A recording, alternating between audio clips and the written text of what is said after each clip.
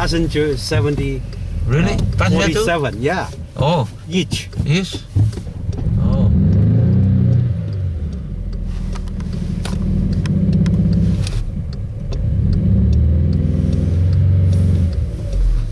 Through the tunnel.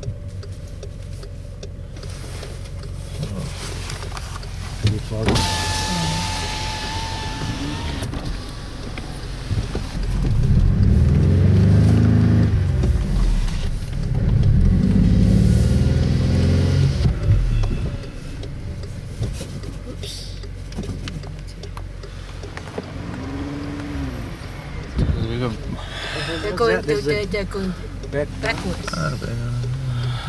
Burning the car, dude. He's going backwards. Why is he going Why? backwards? He's turning around maybe. Hold on, Turning around? No. That's right on. Why you do that? You could burn the engine.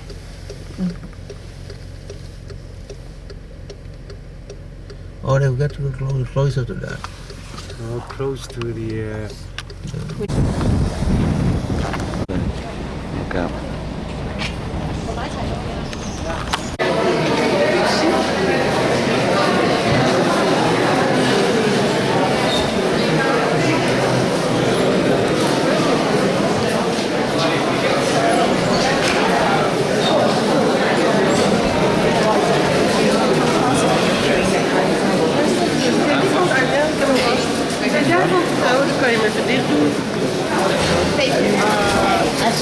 Knock up.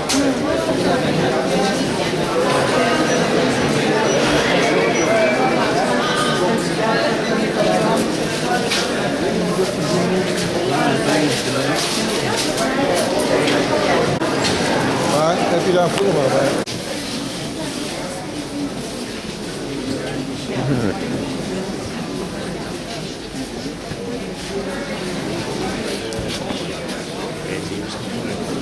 Wel heel zacht vel.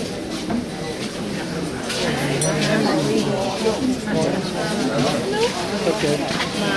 It's a medium keep going material.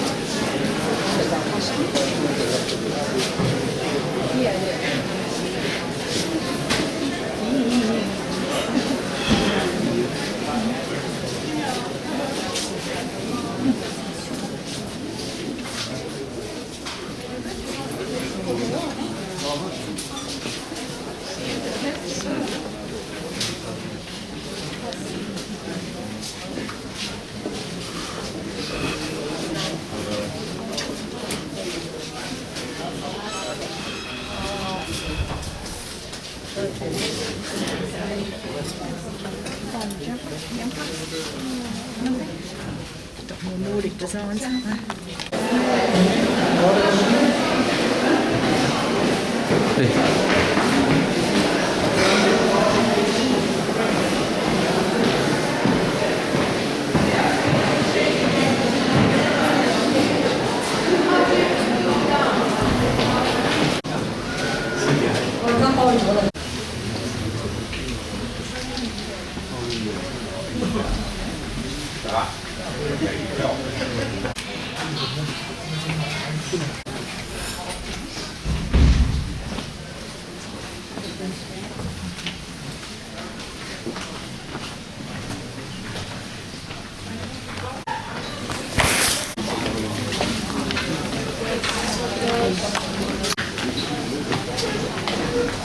Oh, này có gì không?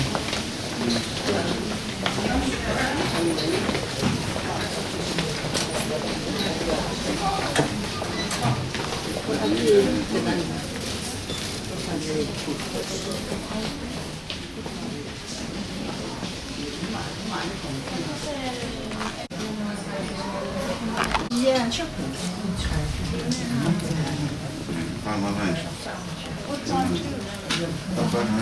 Like one of each? How many? Six. So you want four and two. Chúng nó đi thôi rồi.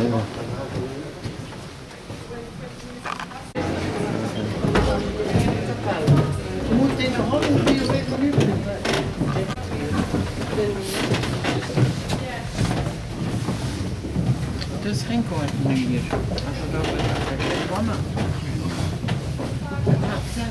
Maar is dat nu geen proef meer? Hier, van hier.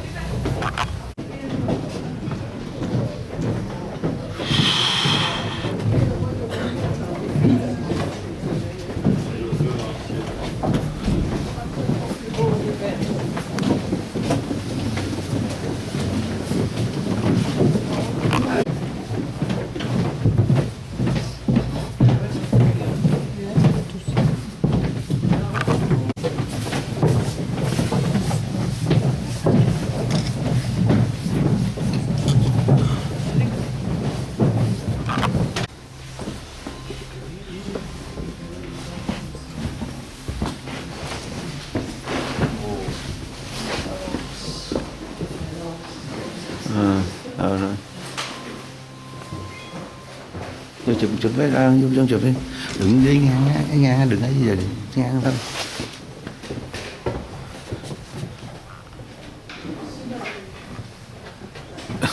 Vô chụp phải đi ra nhanh đi không?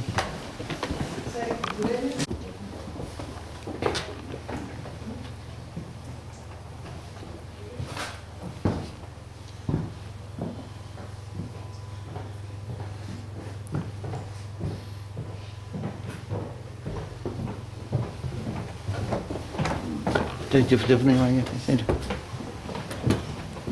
Oh, the Thai Museum. Thai Museum.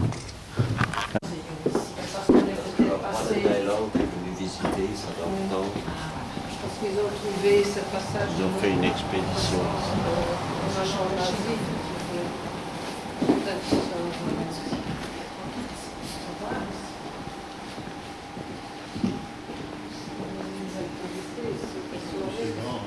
Ils organisent des trucs ici.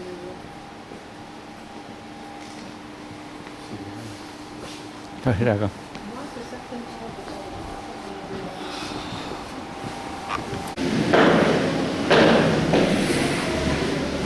Cái này.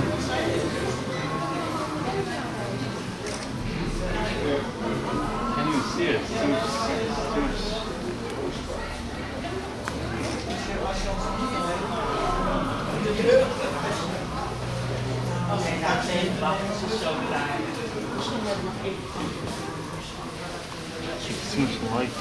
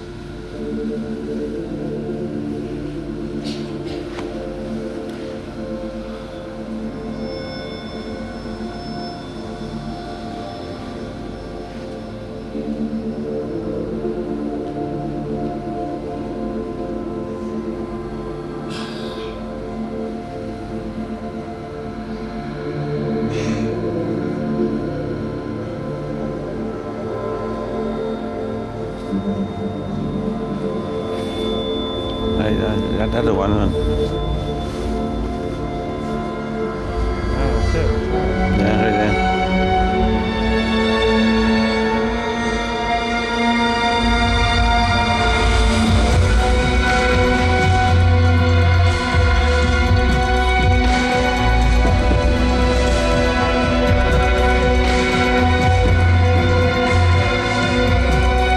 Chụp đi, đừng phát chụp đi.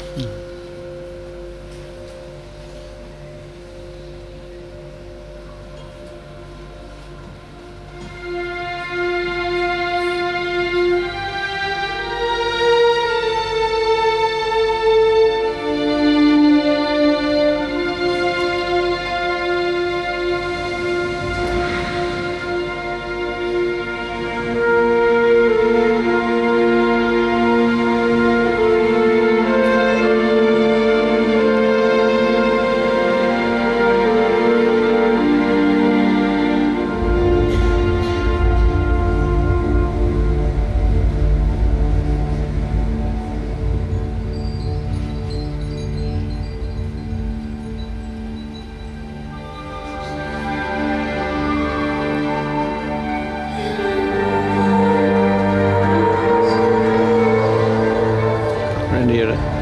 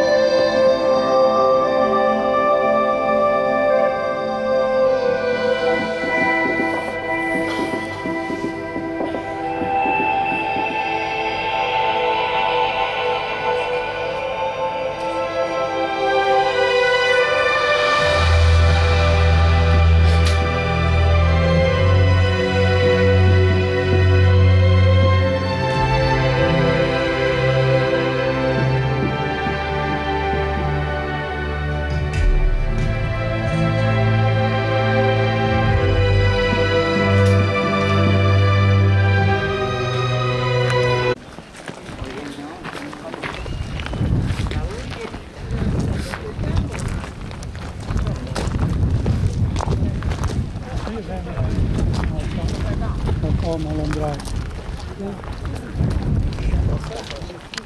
Deniz kamerayı bekleyin.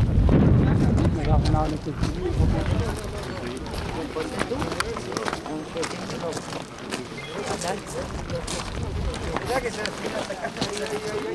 Ở đây mà chụp đi, chụp đây là chụp nè.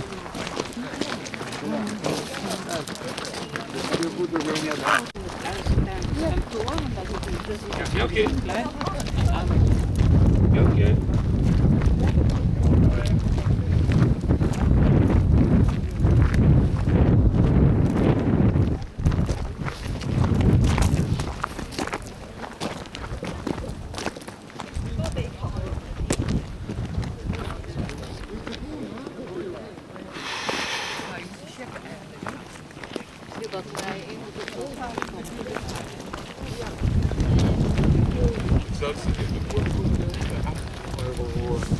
Ôi ơi, cực lắm rồi. Chụp với con. You have the camera. Thì cái đó.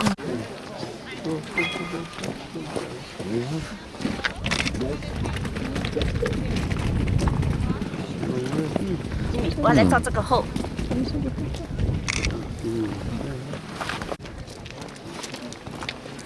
Top of the world nè, ta đứng này top of the world đó. Top. Top of Europe.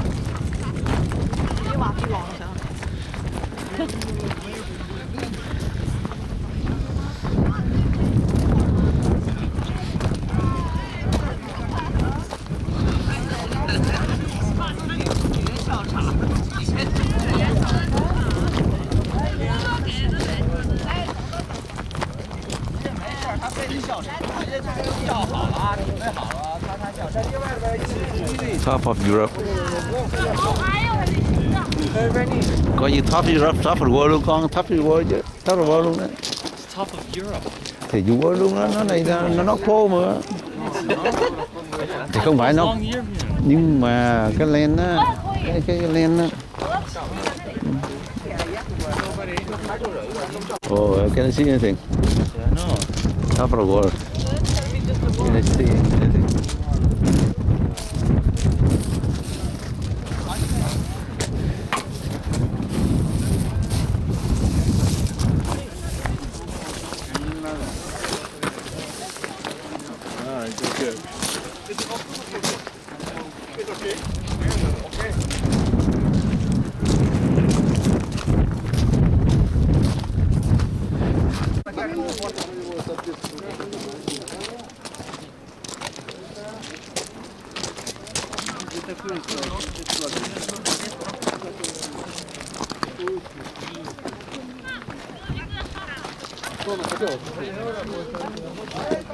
Top of the world. Yeah, the top of the world.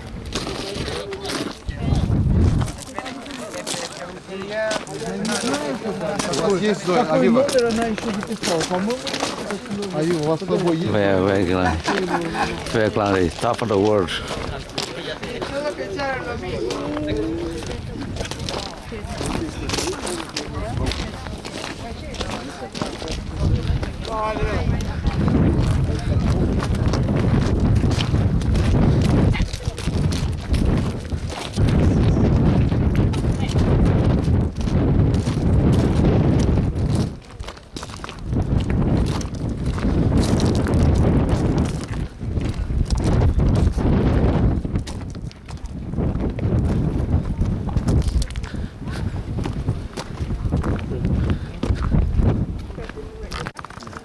The cliff, very deep cliff.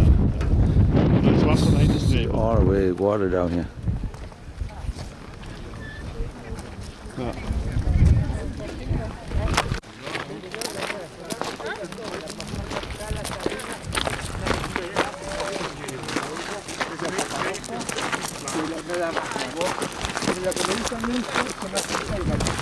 Cantan los dos con su voz, todos los suyos, y la voz de cerrar de justicia, de 20 y ahora. Viene ahora un lajo.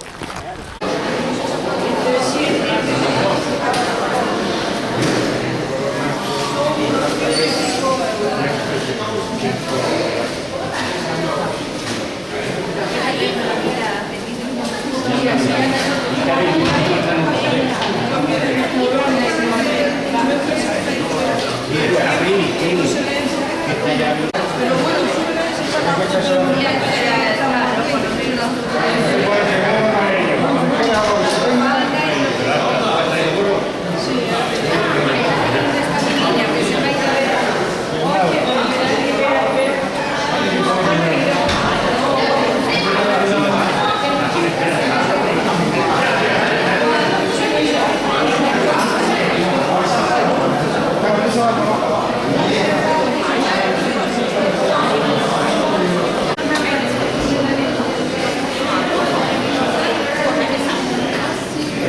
Otro backpacker lang na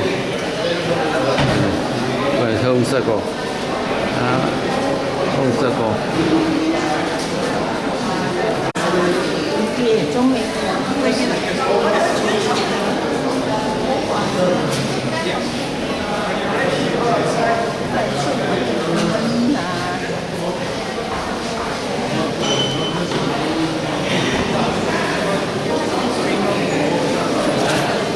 Excuse me.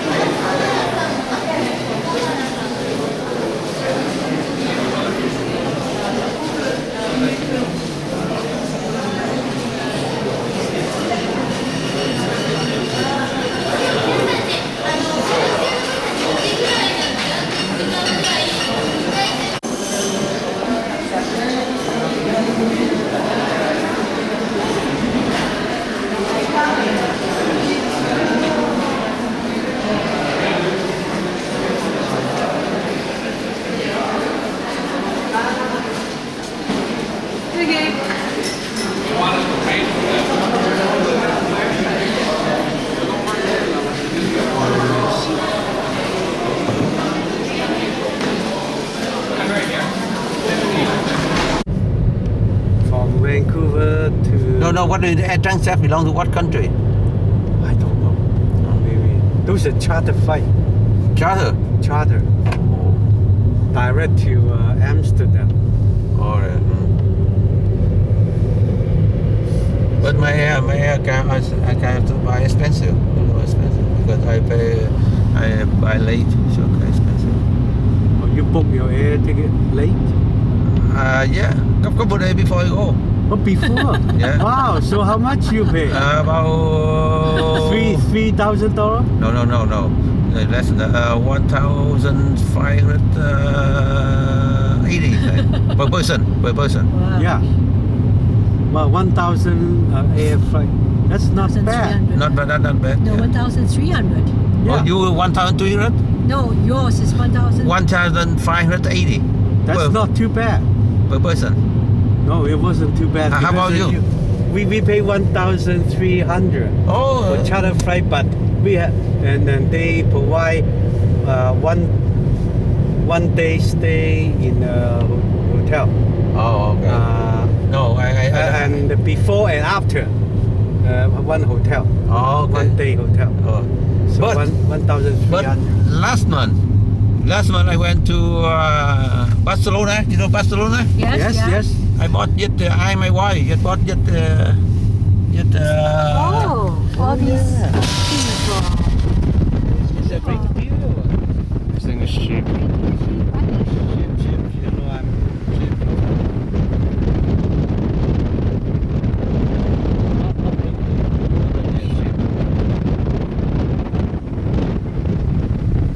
I bought last month. I go with my wife from LF to over there just about half price. 90. Yeah. Not so much.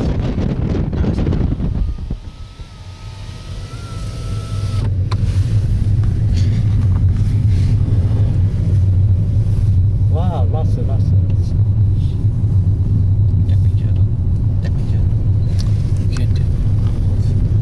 Reindeer. Yeah, that's the Christmas house. And then That's a full sea bird safari. yeah, the tour.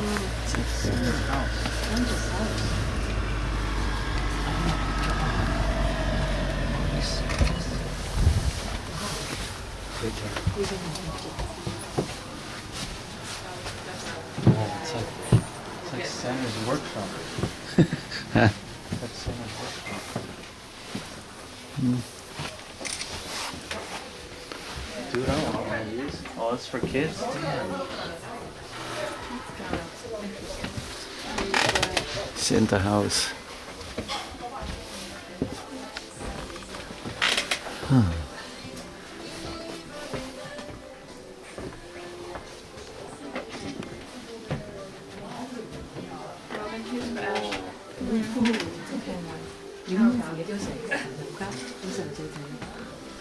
Then take the daddy con.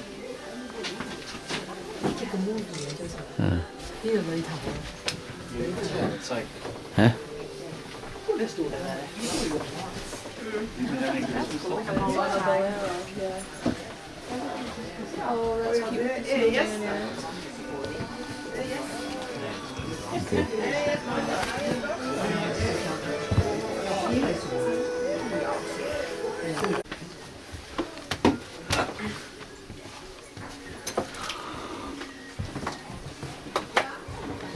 That's hard to make.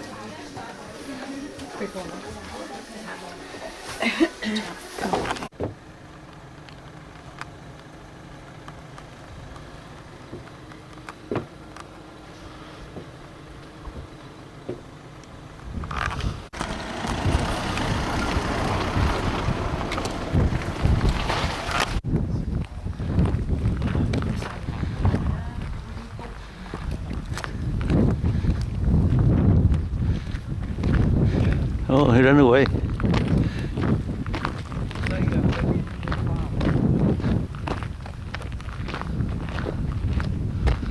Đây đây, đây. Oh, a lot. Take picture. Take picture then.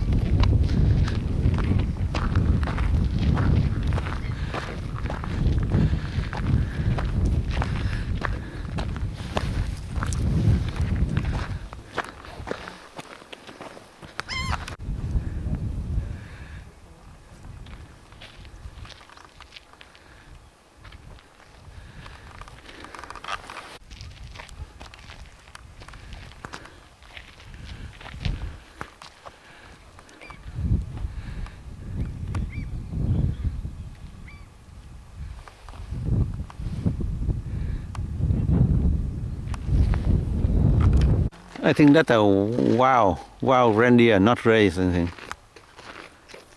Number of reindeer here more than number of people live here. 5,000. 5,000 reindeer and people here about 2,000. 3,000. Yeah. Yeah. Maybe those are all reindeers. Look at. We saw this one in the last spot. Uh-huh. The one we went last. And Yeah. the grass still growing here. But no tree. They said about 2 or 3 meter at most.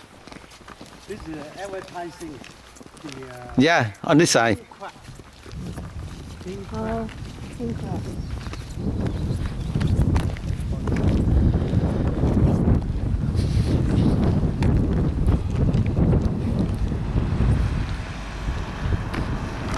The rest of pink grass. Mày đi mày quay kệ rồi đó. Đi take quay kệ.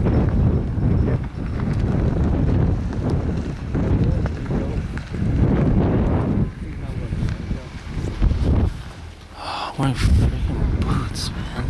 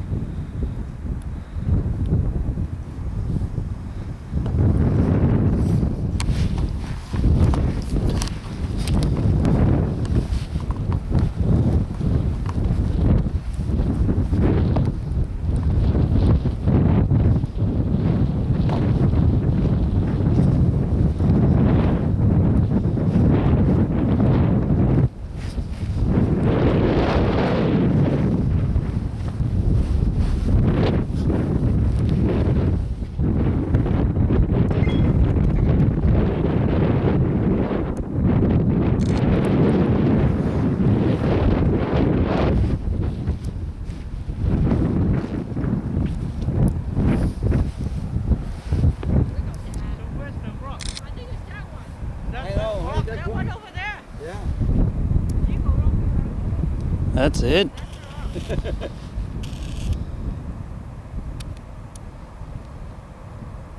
Yeah, that's all. So what's the famous? I think the rock there. Not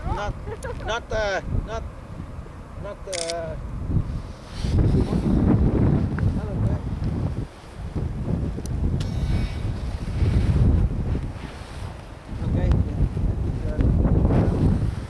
There's another rock over there, jutting out. Yeah, the rock there. There's another rock.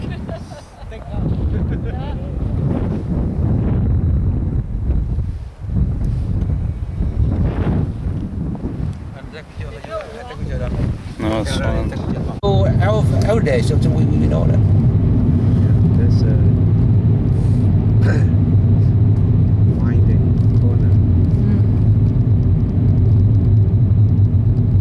So you also speak French? No. Because in no. Vietnam? Yeah, but in the old day I learned French a lot. But if you don't use it, you forgot. You forgot. Huh? But that's the guy.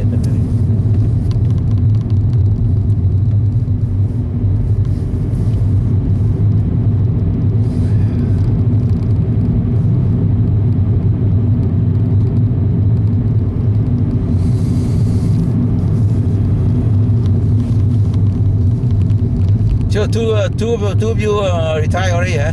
Oh yeah. Yeah. Maybe long time ago or No, recently? 7 years. 7 years, huh? Retired.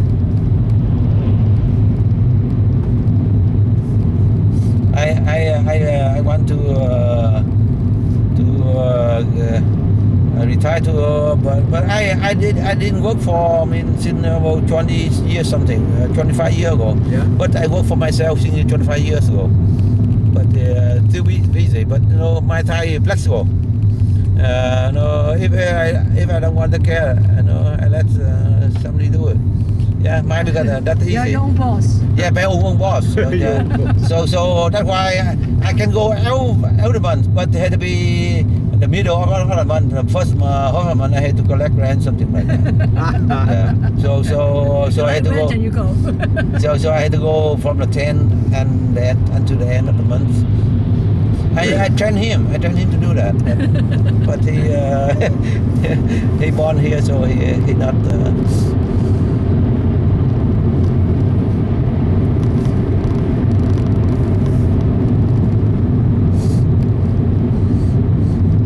My wife work just half time. She just Real estate too. Huh? Your wife is a real estate agent too? Yeah. Oh, so it's both team. Real estate. Oh no! I'm sorry. I thought she no. She a nurse. A nurse. Yeah. I don't have license. I don't do anything. I don't sell anything. I invest. Oh, you just invest. Yeah, I don't have license. I don't have license. I just do invest Buy and sell. Not buy and sell. Just buy, keep there to rent apartment. Oh, Buy apartment to rent, and I keep there. I don't sell unless economy go down, back me sell. I sell. left, I guess. I don't pay license. I don't do commission. No. I buy apartment rent. I bought long So time. what happened if you sold sold the property? You have to pay the capital gain. Yeah, sure. I had to do that. Yeah. So we had to do. You had to sell. Yeah. You gain, so you have to pay. It's all right. So you keep on buying. Yeah, I keep But buying. Eventually you have to pay. Yeah, huh? Eventually you have to pay the capital gain. Yeah, if I sell, I had to go. That's why I sell them to sell, unless I'm not problem. I'm not problem on building. I sell, but if not problem, I keep it. I think that this is the place. So what we see this way. Yeah, the view. The view. Yeah. Take a photo there.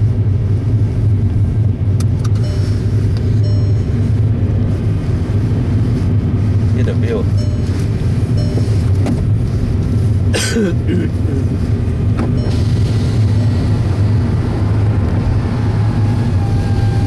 I don't know, just like the California, the Caribou.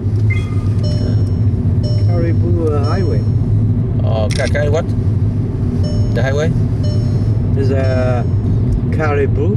Malibu? Malibu, sorry. Yeah, Malibu. Malibu, yeah. Yeah. Malibu Highway. Có take one. That's nice. That's very nice.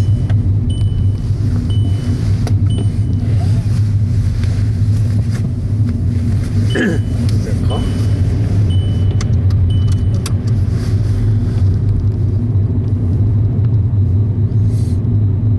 Oh, why the bird? Boat. The bird. Tip the bird. Birds. Bird. Are they all birds? Yeah. Everything is white, so you don't know whether it's goat or reindeer or bird. They're all white. Yes, I know. White. Seagull.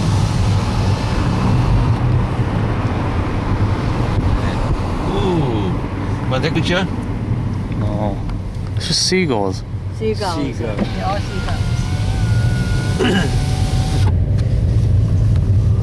Did you walk on the road from the ship to Longyearbyen? Longyearbyen. Yeah. Long year band we walk. Well, did you see the bird? What bird? Bird on left hand side. No. No. Yeah, well, because you don't see it, we enjoy it because when we on left hand side, they had a sign the bird there, and we and then walk down there, and the bird come to your head to buy you. So that's why they had a stick. Oh, really? Yeah. They're not afraid of people. And because they It's their land. they're their land and they had a baby, so they protect the egg or baby. So they try to buy you. Protect, yeah. And then because they had a sign, they said if you cannot hit them, you have to scare them. Let's see, they go a little bit further. We invade their property. Yeah, and then we enjoy it. We took a lot of pictures because I like it. Because that bird is nice. I know you go to the seminar, the meeting, the man said, Nicky, the guy. Oh yeah, the seminar. Yeah, seminar. From the Nicky. Yeah, He's good. he good. He said he said that bird they go from the North Pole to the South Pole. Yeah. Oh, the pole here. Oh, is that The pole. fishing village? Yeah, maybe fishing village. Yeah, fishing village. Village. So, Yeah. yeah, we come to another. They take one trip go here. One trip go to fishing village. Yeah. Oh, it's like a fishing boat. Yeah. I think that's why we get out of that. Get up here.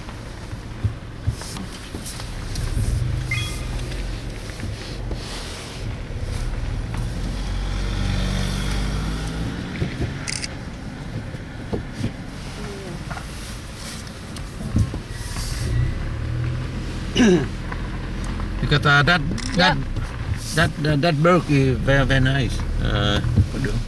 Nhìn cái đó. That's fine. Okay. That bird is, if you know that, you Go will forward ride go forward and turn out again. Huh? Go. We don't have any more room. I don't think we have enough.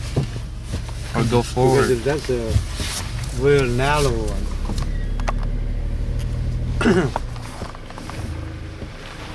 That bird is, you know, they have one lover in their lifetime. That's the northern sound. Whatever.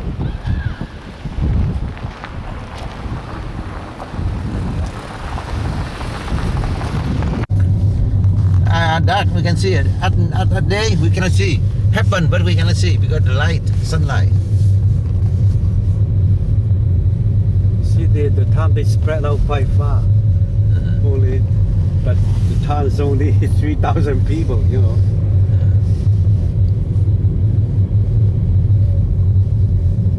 I think that all. I think Right here. that's all. Yeah, Yeah, no more. Because over there. Turn around. they also, I believe they have the polar bear too, but I know they don't have the one inside. The polar bear? Polar bear. Yeah. In here? Yeah. Not the.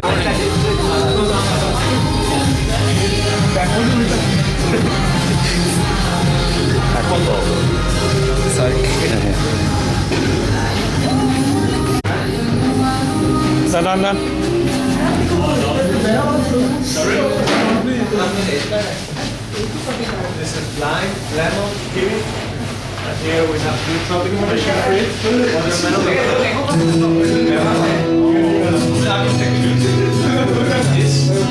Hey, please, sorry, can you close the door? The door. Đây. Vô em ngồi ba vị đó.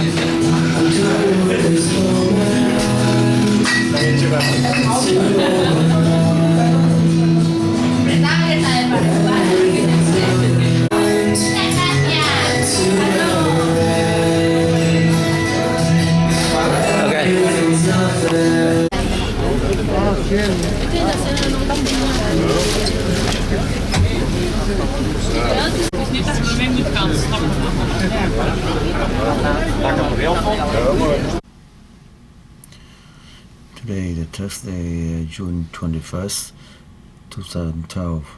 So we at sea. We on the ocean right now. We head to the Modi, another city. We arrive there tomorrow morning. Another city of Norway. So today we stay on. We at sea. We stay on the ship. And here the ocean. Ocean is still calm right now, more calm than yesterday. Yesterday a lot of big wave. Ship on the way to Modi island, little far away there.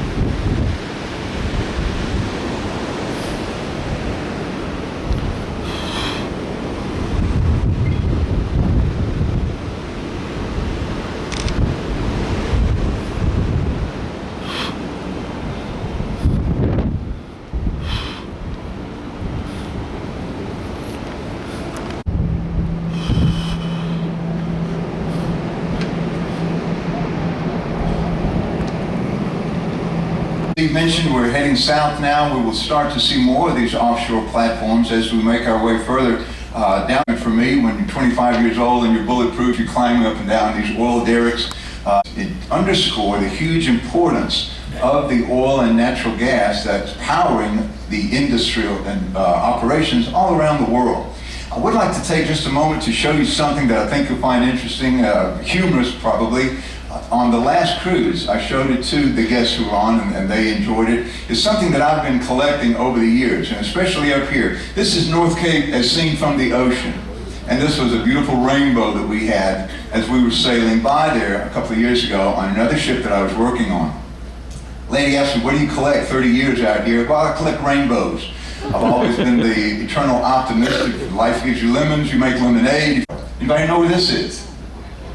Right, Angkor Wat in Cambodia. Had a pretty good bit of a shower there, a rainbow following that. You know, to collect them and to search for them. So hopefully if we do get a shower, we find this bit of a rainbow here along your life as well. I want to talk now about what we mentioned, this North Sea oil and natural gas. He's hiding down this way now. About 1,500 major fields here in the Middle East and in northern Siberia. A lot of them scattered everywhere else in the world, but the huge majority, 94%, these 1,500 major fields that we find in these areas. Now, it was a Scotsman named James Young who was the one who gave us this science. It was back in the middle of the 19th century, this is over 150 years ago now, that he began extracting oil from oil shales. This is called boghead coal. It was gas in a water well in Hamburg. Soon, other people were involved in the industry, and it was still a hit and miss type of a thing at the time. In the UK, the East Midlands in Nottinghamshire, they found some pretty positive production fields of oil and natural gas, again, on land. The Netherlands got into the program as well. Matter of fact, Denmark and Germany now are players as well. Norway and Scotland and England probably the major players in. And as expensive as it is on land to sink these drill holes, where do you go out in the ocean? How do you find the sites? It's so very expensive to operate an offshore rig. Huge ocean here, even in the north in the Norwegian seas. Where do you start sinking? How come we don't see them up here as opposed to down in this area? Where could they be located? To answer that question, we need to know a little bit about how this petroleum and natural gas is formed. Well, it's about 300 to 400 million years ago. The exoskeletons of tiny little sea creatures, plants, and animals, as they died, would settle on the ocean floor. And as eons would pass, they'd be buried under silt, sand, and soil that compact them, compress them.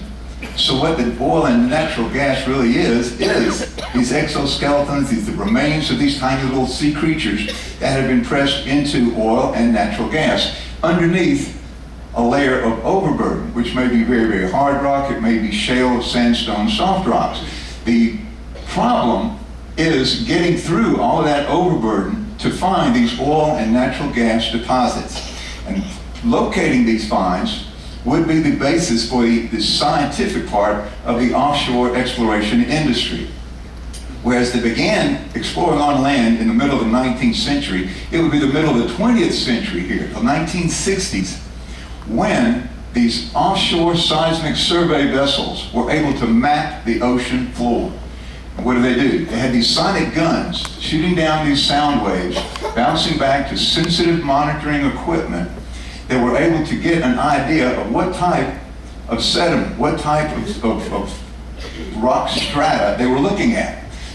Geologists know that the most promising areas for finding these hydrocarbons are in shale and in sandstones. So if you've got an area out here, you're getting this very hard igneous rock, they call it, rock born of fire, volcanic rock, you're not going to find anything in there. You're just going to wear out a drill bit. You don't want to drill there. You want to drill in promising areas where they found these strata of shales and sandstones. So these men were then able to map the ocean floor and see what types of rock they would be drilling through in sediment to get to what they hoped would be promising deposits of oil and natural gas. Still no guarantee. And they would get an idea of whether or not it would be economically feasible to go after this particular area. Is it too small? Is it large enough to make it a paid area? Well, this map would give them their starting point for exploring. If you've been to the Grand Canyon or some of the southwestern states, New Mexico and Arizona in the United States, you've seen rock strata. And this is essentially what these people were looking at underwater. This is looking at part of the Grand Canyon here, and you see the different layers of rock, strata of rock. You're going to drill through all of this to get at what you hope are promising pay areas of oil and natural gas.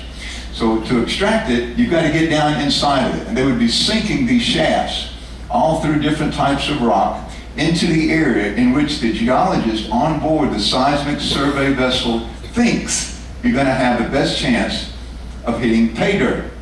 Again, no guarantee.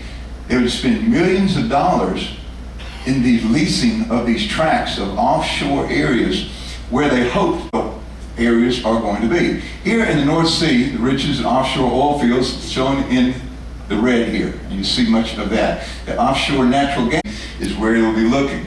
Now, at the close of the 1950s, they held a continental shelf convention, and there the different countries that would be involved, Great Britain, Norway, Denmark, Germany, and the Netherlands, were able to carve up an area out here. They're the ones that are fronting on this North Sea and the Norwegian Sea, and they divided up these respective sectors in their territories in which companies were going to bid for the right to drill in these areas. It's this pretty complicated map, as you can see, which leasing site that BP or Arco or Shell or any of the different companies are purchasing the right to drill in these areas. Now, I mentioned that the Great Britain has become a great player in that. They also have many of these here, especially down here, these natural gas rigs. And you see where Aberdeen up here has become a center, just as in Bergen, for supplying the crews that are going to work in these areas. So all the area has been leased now. The companies have paid for the right to look for oil. not going to get it, just to look for that oil. So they're ready to start drilling. And by the end of the 1960s, the very first production well came in. CGM was operated by British Petroleum. They sunk 2 wells and they were dry, didn't come up with anything.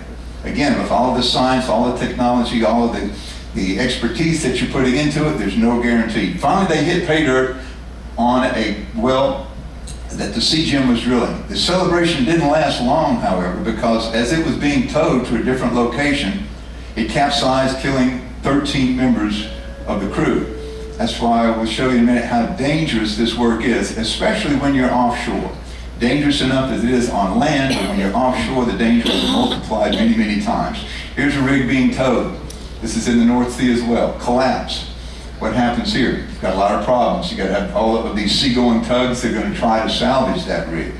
Had a lot of other operations up here that met with disaster. In July of 1980, over 120 men would die in a capsized rig up here in the North Sea.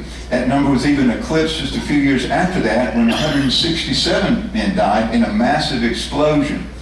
As you're drilling down into the depths of the earth, gas is coming up in your hole, in your drill hole. What you've got to do is keep that gas from reaching the surface and igniting and causing an explosion like this. The work is done on a drilling platform. As we were leaving Amstel River the other day coming out of Amsterdam, you may have seen one of those rigs that was being repaired. As it complete the repairs on that, it will be towed out and placed in position up here in the North or the Norwegian seas. These platforms are massive. Some, the exploratory rigs, are a little bit smaller. Here is one in the Gulf of Mexico that's the tallest movable structure in the world. Massive rigs. And they're operating in much deeper water in the Gulf of Mexico than we have here in the North and the Norwegian seas. There's 20,000-foot holes in the Gulf of Paulus. We have some of the office buildings, I think in Kuala Lumpur and some of the other areas that are just massive, tall buildings. These are movable, tall buildings, and they're moving out on the ocean. Now, in my day, in the 1970s, we had a number of types of rigs that were operating, many, many more today, but I'll show you what's happened here. These are land rigs. Here is what's called a jack-up rig that's usually drilling in shallow water. What they do is just jack up the surface, the platform of that rig when you get it in 300-400 feet of water. These are semi-submersible platforms that are operating in much deeper areas. When you get down to 5,000, 10,000, 12,000 foot deep holes, you've got these big semi-submersibles that are anchored to the ocean floor with these massive sea anchors that keep it relatively steady. I say relatively because if you're on the top of that derrick and you've got a storm going, you see it's not perfectly still. Then you have drilling ships. These can operate in shallow water or in deeper water. Now today, again, this is 40 years after I was in it, they have many, many more types of rigs that are operating in this new millennium. The shallow water rigs, up to about 400 feet deep, are these jack-up type rigs. They operate very well in that. You get a little bit deeper, get to 1,700 feet, you've got fixed platforms that'll operate. Then as you're going down into some real deep water, 2 miles down, semi-submersibles, like